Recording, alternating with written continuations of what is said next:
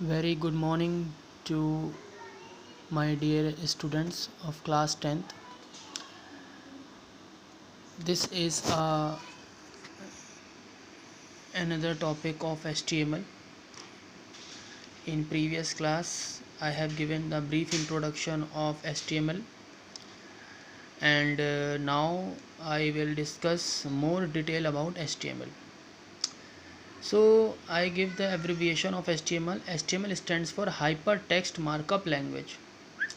It is basically एक standard markup language which is useful for creating a web page. कुछ इसके points हैं कि HTML जो है इसका एब्रीविएशन मैंने आपको बताया. इसका जो यूज़ होता है वो क्या होता है? इसका यूज़ होता है to describe the structure of a web page.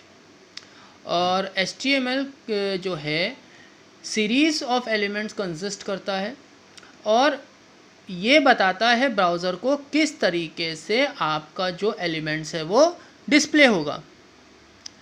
ये एक तरीके से heading, paragraph, table and different part में डिवाइड करके वेब पेज को डिज़ाइन करता है.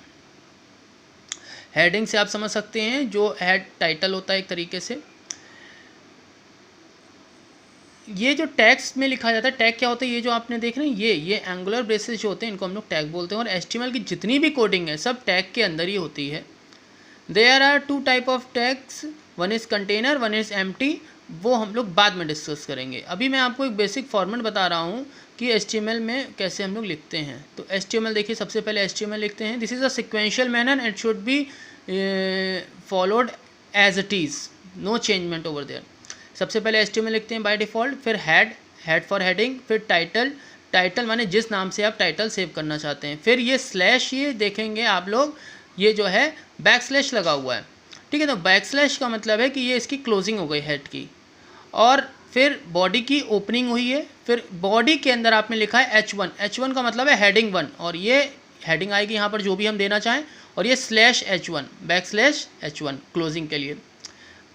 P स्टैंड्स फॉर पैराग्राफ, और यहाँ पर जो भी पैरा हम लिखना चाहें, P बेसिकली तब यूज़ करते हैं जब हम कुछ डिटेल में डिस्क्रिप्शन देना चाहें. और स्लैश P मतलब पैराग्राफ की क्लोजिंग. फिर लास्ट में देखिए बॉडी की क्लोजिंग कर रहे हैं हम लोग. यहाँ पर बॉडी के ऊपर सबसे पहले ओपनिंग किसकी करी थी? HTML, तो HTML की यहाँ पे क्लोजिंग कर दी. तो इस तरीके से ये फॉर्मेट होता है किसी भी HTML डॉक्यूमेंट को लिखने का तरीका.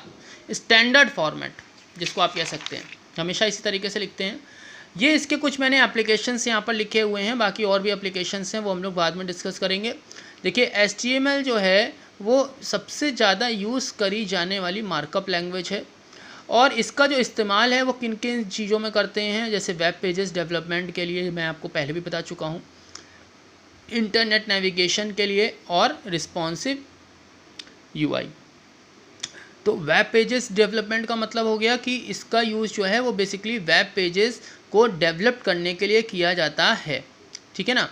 और इंटरनेट नेविगेशन का मतलब हो गया ये एक तरीके से नेविगेट करने के लिए, मतलब एक पेज से दूसरे पेज में जाने के लिए, लिंक करने के लिए भी इस्तेमाल किया जाता है. इसी को हम लोग बोलते हैं हाइपर टेक्स्ट. जो टेक्स्ट पे क्लिक करके हम लोग एक पेज से दूसरे पेज पे चले जाते हैं, वो क्या होता है? Hyper text. इसके पास रिस्पॉन्सिव UI का मतलब है HTML now days work well all platform का मतलब OS है, operating system, mobile tabs, desktop, laptop, using responsive design strategy. Okay, तो ये कुछ इस तरीके से इसकी डिटेल थी. ये इसका होमवर्क दिया गया है. ये होमवर्क आप लोग अपनी कंप्यूटर की रिस्पेक्टिव नोटबुक में कर लेंगे. इसके अलावा बाकी और भी इसके फीचर्स हैं वो हम लोग नेक्स्ट लेक्चर में डिस्कस करेंगे. मेरे हिसाब से आपको ये चीज़ें क्लियर हो गई होंगी, और बाकी आगे के लिए हम लोग अब नेक्स्ट लेक्चर में मिलेंगे. Till then, thank you and have a nice day.